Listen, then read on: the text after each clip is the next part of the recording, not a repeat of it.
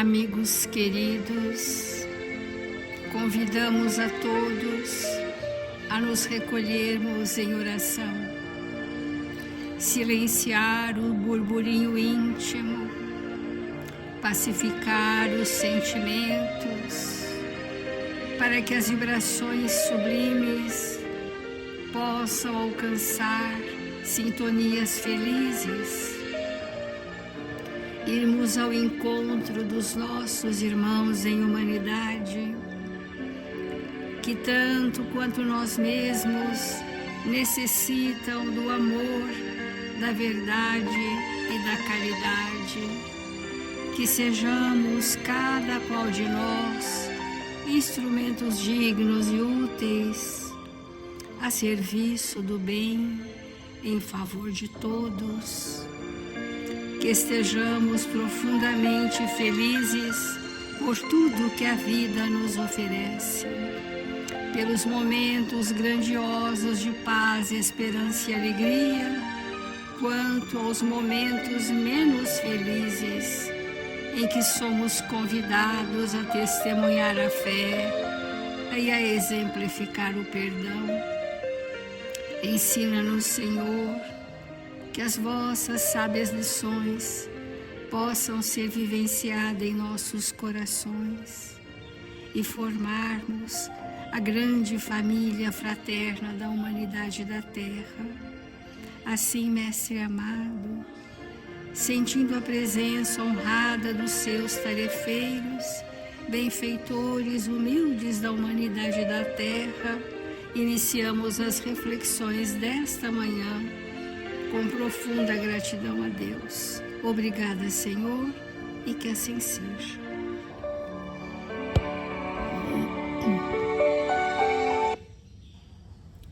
Nós estamos no capítulo Muitos os chamados, poucos os escolhidos, e estamos buscando refletir o que é sermos escolhidos.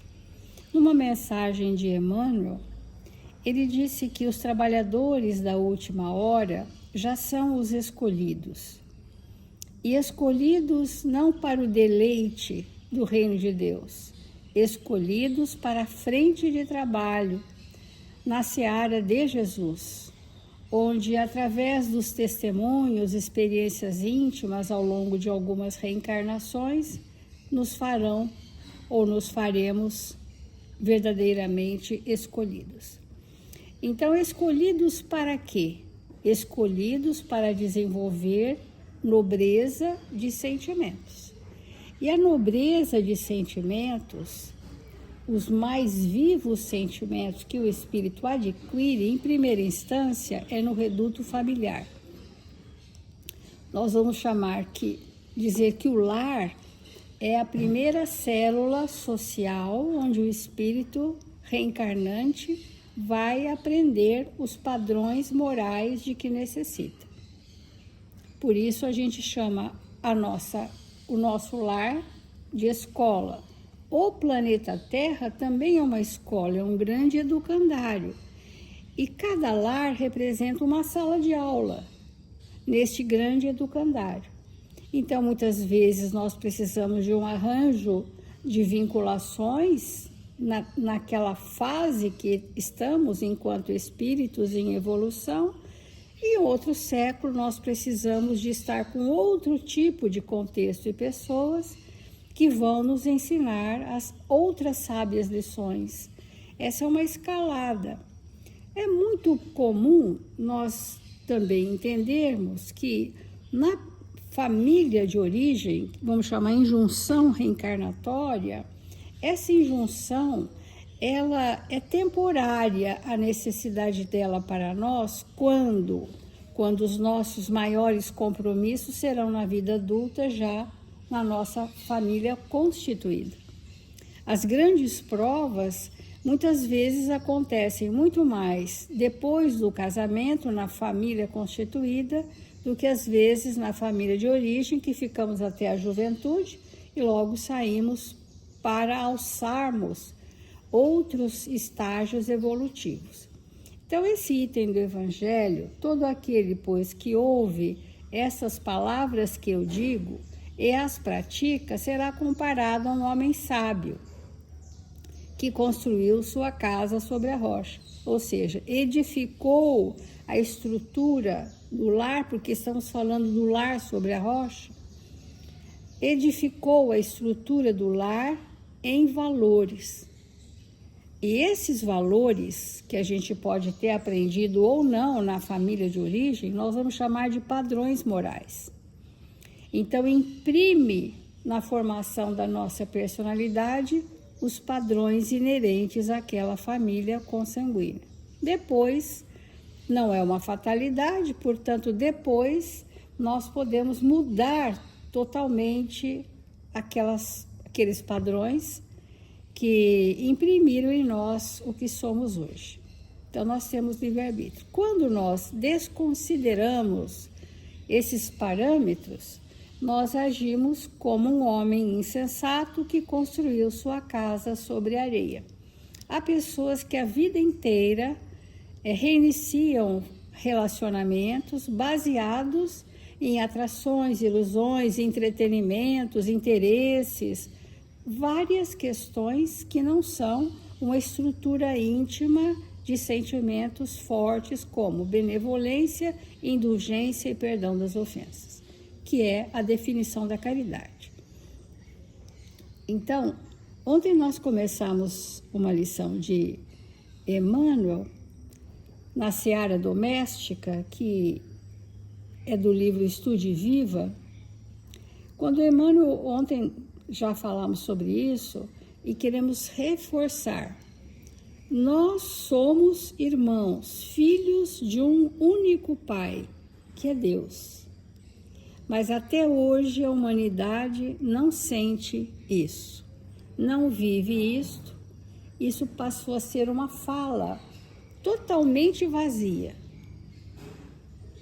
Porque se eu não considero o meu contexto reencarnatório e viver no meu contexto reencarnatório como uma família, eu não entendi essa paternidade divina. Eu falo, mas não entendi, não sinto, não sei do que se trata. Porque quando nós conseguirmos viver não só no reduto doméstico, mas na nossa ambientação reencarnatória, que já multiplica muito o número de pessoas, como verdadeiros irmãos, nós não estaríamos no planeta Terra nos litígios que nós estamos entre pessoas, entre partidos, entre nações. As pessoas estão se degladiando até por jogos esportivos. As pessoas se matam em jogos esportivos. Então, isso vê ainda a índole belicosa da humanidade, que naquela hora em que eu me insurjo contra alguém que é legitimamente meu irmão em humanidade, eu ofendo, este de nós não pode dizer que ama a Deus, porque aborrece o seu irmão. Só ama a Deus se nós fizermos do próximo um caminho para Deus. Se não fizermos um caminho para Deus, não amamos a Deus. E podemos frequentar cultos religiosos os mais variados, que isso não mexe com a nossa estrutura íntima, porque ainda o partidarismo, as facções, podemos chamar que são representações de legiões das trevas. Infelizmente, temos que falar sobre isso. Então, tomamos partido de legiões arrastadoras das trevas. Por isso que Emmanuel disse, todos somos irmãos, constituindo uma família só, perante o Senhor, que é Jesus. Mas até alcançarmos a fraternidade suprema, estagiaremos através de grupos diversos, de aprendizado em aprendizado, de reencarnação em reencarnação. Por isso que precisamos de pequenos grupos para evoluir. Quando o amor for pela humanidade, é que aqueles espíritos já amaram nos pequenos grupos e hoje amam a humanidade. Né? Quer dizer, Eurípides Barçanufo tinha uma família consanguínea numerosa, que ele já os amava, mas em seu coração comportava amar toda a humanidade. E por isso a outorga de responsabilidade que Jesus deu a ele foi para um grande contingente do próprio Brasil. Então, você que ama, pode amar todo o Brasil, pode amar todas essas pessoas que ao longo dos séculos vieram juntos se construindo em sentimentos, e é por isso que Eurípides disse, a frase simbólica que ele havia casado com a humanidade toda, no sentido não simbólico, mas no sentido de amor genuíno.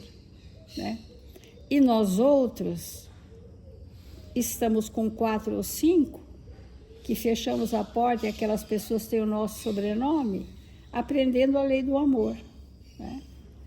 E é por isso que são grupos diversos, de aprendizado em aprendizado, de reencarnação em reencarnação. Nós precisamos disso ainda.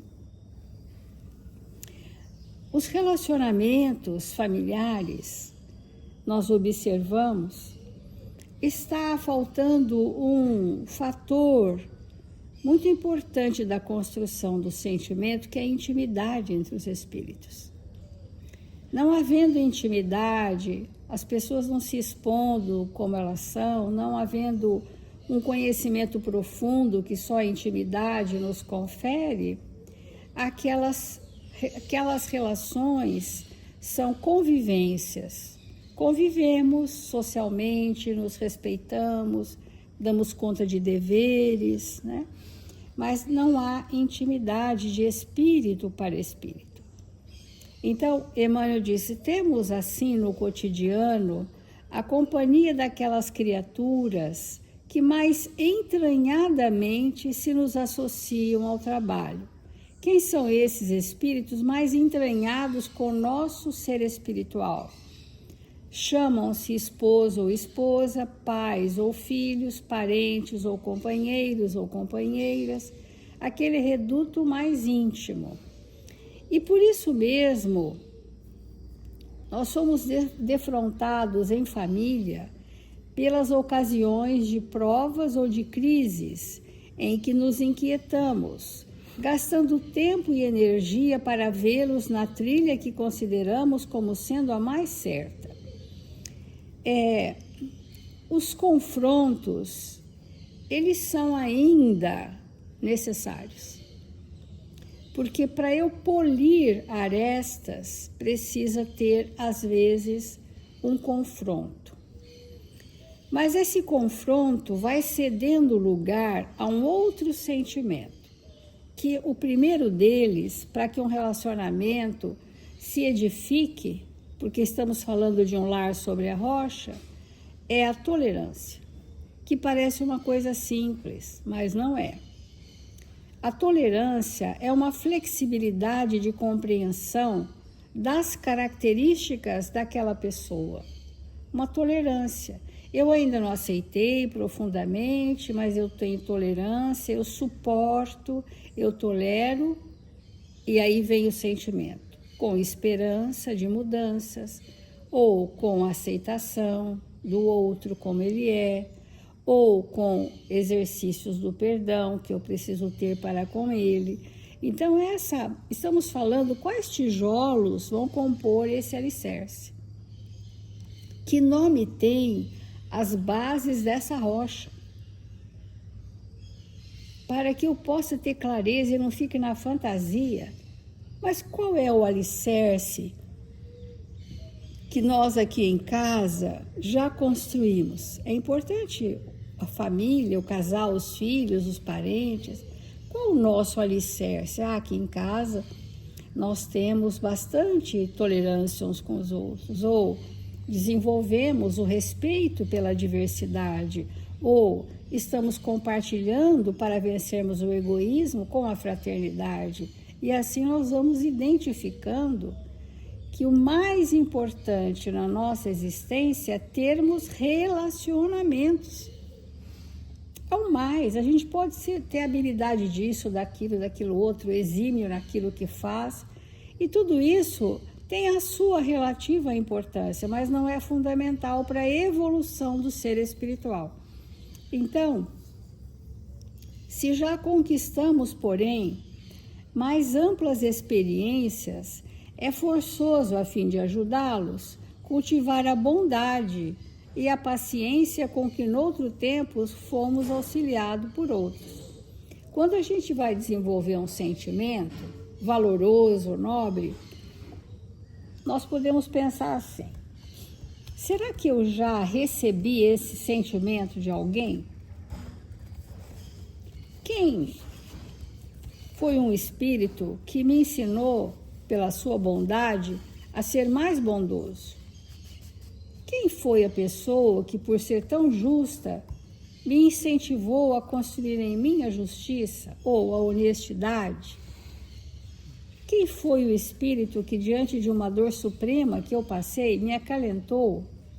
Porque eu preciso do modelo, da experiência que esse modelo me traz para eu construir o meu. Porque não há possibilidade. Por isso que Jesus veio, porque ele disse que ele era mesmo o mestre, que para nós é o modelo e guia da humanidade. Sem o modelo dos amigos que nos cercam, os exemplos, melhor dizendo até, a gente não sabe o que é ser bondoso, porque nunca sentiu internamente a bondade. Mas quando eu sinto a bondade verdadeira de alguém, aquilo é para mim tão regozijante que eu passo a querer desenvolver a bondade em mim. Se eu sinto que alguém, dentro das minhas intempéries, teve paciência comigo verdadeira, aquilo me acalmou de um tanto. Eu tendo uma crise e alguém tendo paciência comigo, aquilo imprime em mim um padrão. E eu posso desenvolver esse valor em mim. Por isso que nós precisamos de modelos. Voltando para o lar sobre a rocha, os pais são para as crianças, ou deveriam ser, o modelo. Não na conversa, mas na experiência. Aquilo está imprimindo naquelas crianças um padrão, um modelo. Então, amigos, vamos compreender que nome tem as pedras, as rochas, a fundação do nosso relacionamento. E também, posteriormente, identificarmos o que está faltando para que esse alicerce seja uma rocha inquebrantável. Então, vamos refletir. Irmãos, quanta alegria em nossos corações, ainda na Terra, encarnados, nos conscientizarmos do que vai significar para nós, quando retornarmos ao mundo espiritual, termos aproveitado a experiência do lar. Porque a evolução moral de um espírito, ela não é feita por osmose. Vai vivendo, vai adquirindo, vai seguindo, porque esse tipo de pensamento vai retardando o nosso processo evolutivo em busca da perfeição muitíssimo. Porque em espírito é necessário que nós busquemos. Então, vamos pensar assim: um espírito que não gosta de estudar, que não se interessa em ir para a escola, não é que ele não vai aprender, ele vai aprender. Porque ele está num mundo em que ele entra em contato com uma coisa, entra em contato com outra coisa, e ele vai, ao longo dos milênios, adquirindo algum conhecimento.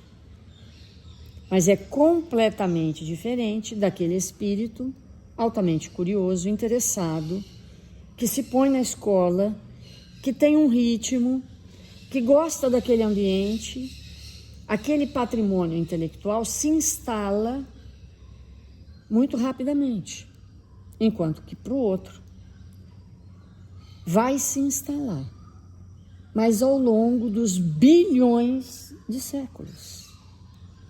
É uma questão de ritmo.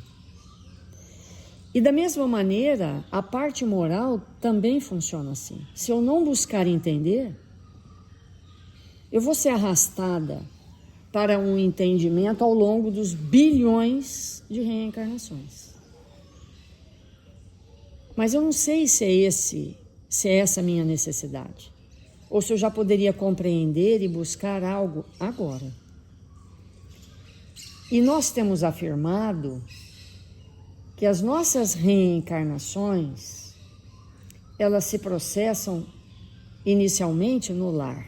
Todos nós nascemos num lar, nascemos de um útero, de uma mãe. E mesmo que não haja mais ninguém, ainda assim é uma família.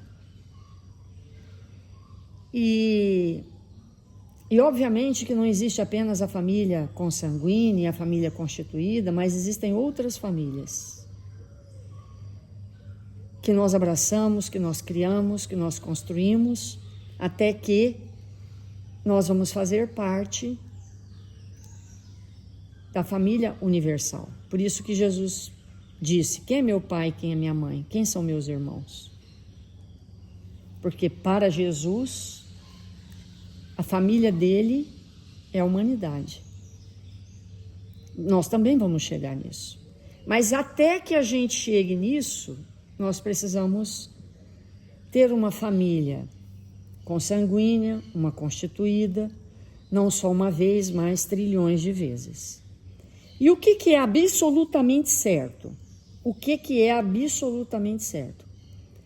Para mais de 90% da humanidade, até hoje a gente não aprendeu essa lição básica. A grande parte das famílias não deram certo. Não deram certo. Não só porque elas se separaram, se divorciaram, cada um foi para um canto. Não é só por isso. É porque nós não compreendemos até hoje que a família, tanto constituída quanto consanguínea, é a escola do sentimento.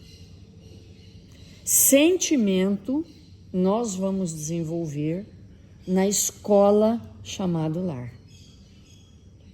É ali. Graças a Deus, há pessoas que já admitem: eu sei muita coisa, eu entendo muita coisa, mas sentimento é algo difícil para mim. E essa frase embora as pessoas não admitam, é para mais de 90% da humanidade. A gente ainda não sabe direito o que é sentimento. Por quê? Sentimento a gente desenvolve no lar. E como os lares são grandes fracassos, nós temos caminhado ao longo da humanidade sem esse desenvolvimento do sentimento. Isso é um fato. Então, há famílias que permaneceram unidas, que não, o pai e a mãe não se separaram, os irmãos não se separaram. Mas se a gente perguntar de 1 a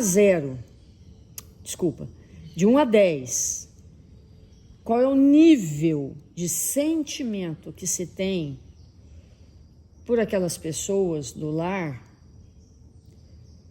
quanto a gente é capaz de mover o mundo, quanto nós somos capazes de renunciar a tudo,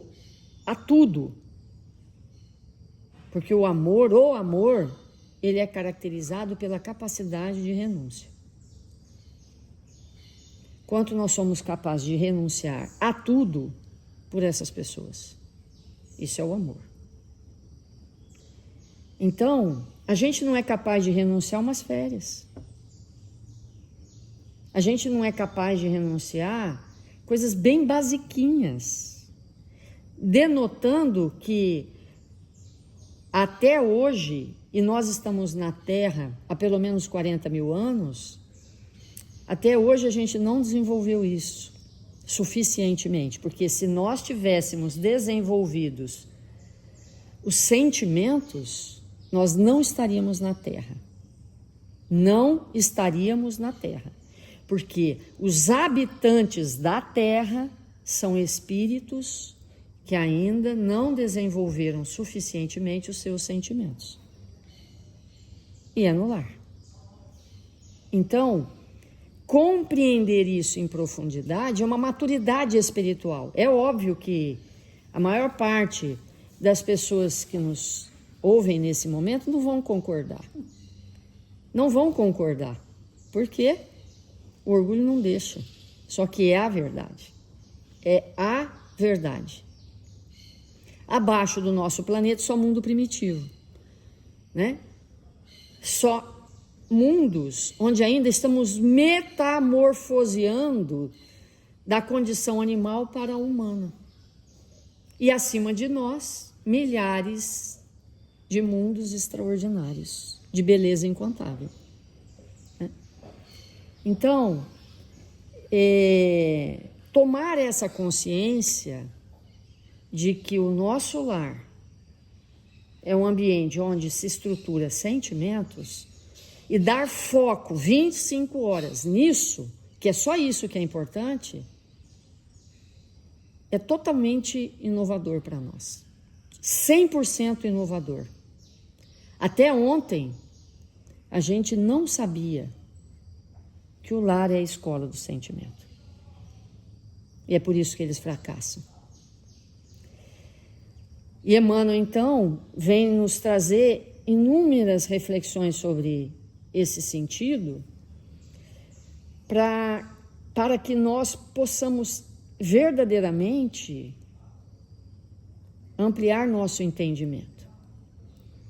Então, é no lar que nós vamos exercitar o perdão.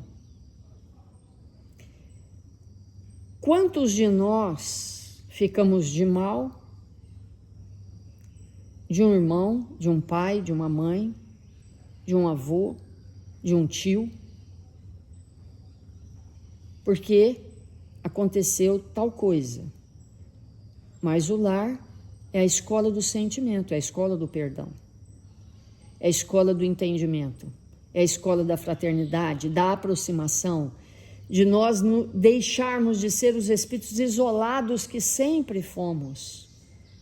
E como nós falamos ontem, vou repetir só para fixar, quando o Chico foi perguntado por que a humanidade está envolta em tantas doenças mentais, em tantas síndromes, e hoje as crianças todas nascem com todos os tipos de síndromes, que tem a ver com uma inteligência super aguçada e um coração seco e endurecido, o que o Chico respondeu? As doenças mentais todas e as síndromes todas que nós estamos nomeando e colocando na CID-10 tem a ver com o descompasso entre o cérebro e o coração, porque os lares não funcionam. Então, de onde esses espíritos sindrômicos que chegam no nosso lar vieram? Dos nossos lares falidos do passado. É dali que eles vieram. Aí chega, nos encontra com os mesmos vícios de estarmos 100% voltados para as questões cerebrais, nos distanciando do que é para construir no sentimento. Então, é só isso, é só para isso, ou é para tudo isso que o lar existe. É para tudo isso. Então, na medida que nós percebemos, por exemplo, que num determinado momento da nossa vida, o nosso lar, aqueles que estão conosco, eles necessitam eles exigem de nós um socorro e nós oferecemos esse socorro de maneira destrambelhada, a necessidade deles só aumenta. Só aumenta. Porque nem sempre nós estamos efetivamente interessados, nem sempre nós paramos para observar em profundidade as reais necessidades daqueles que estão sobre o nosso próprio teto e que às vezes a gente só vai descobrir quem é aquele espírito quando ele tiver, que hoje é nosso filho, que hoje é a esposa, que hoje é o marido. A gente só vai descobrir quem ele é, quem eles são, lá na frente, quando eles estiverem mais doentes do que se encontram agora, mais necessitados do que se encontram agora, e que a vida oferecer para eles dificuldades extremadas. Aí a gente vai ver quem eles eram, que a gente não percebeu, porque não sentiu. Então, é muito sério isso, é muito sério. Nós chegarmos à conclusão que não deu certo, porque a gente não amou. Vamos fazer a nossa prece.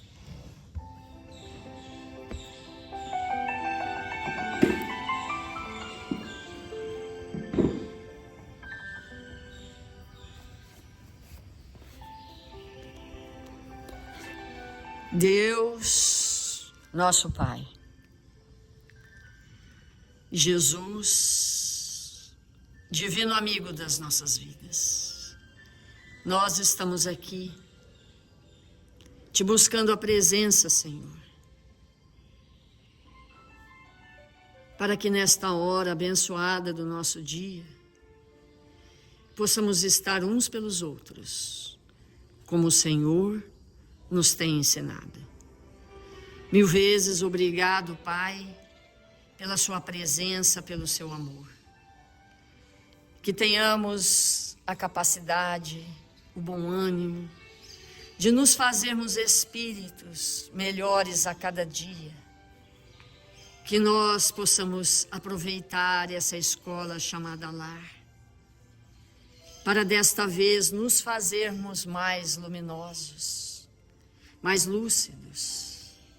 1000 vezes obrigado, Senhor, por esse dia em nossas vidas. Obrigado, Senhor, por nos encontrarmos aqui, aprendendo a amar, buscando amar como o Senhor nos amou. Que nós, onde quer que nós nos encontremos, possamos estruturar um ambiente familiar para viver em paz, na base do sentimento. Que sejamos família onde quer que nos encontremos, porque em todos os lugares do planeta há irmãos nossos, filhos desse Pai amoroso que nos criou nesta família universal. Que possamos viver eternamente neste clima familiar, nos entregando para amar, para renunciar, nos fazendo espíritos bondosos, compreensivos. 1000 vezes obrigado, Senhor, por esse dia em nossas vidas. Obrigado, Senhor, pela sua presença a nos socorrer e a nos amparar. Que o Senhor esteja entre nós. Que o Senhor ampare nossos irmãos registrados nos cadernos de vibração da nossa casa. Que eles possam, Senhor, serem socorridos, amparados nas suas necessidades mais íntimas. E que nós outros tenhamos a coragem e o bom ânimo de nos fazermos espíritos livres para viver, experimentar daquilo que o Senhor nos oferecer para o nosso crescimento. Se conosco, agora e sempre. Que assim seja.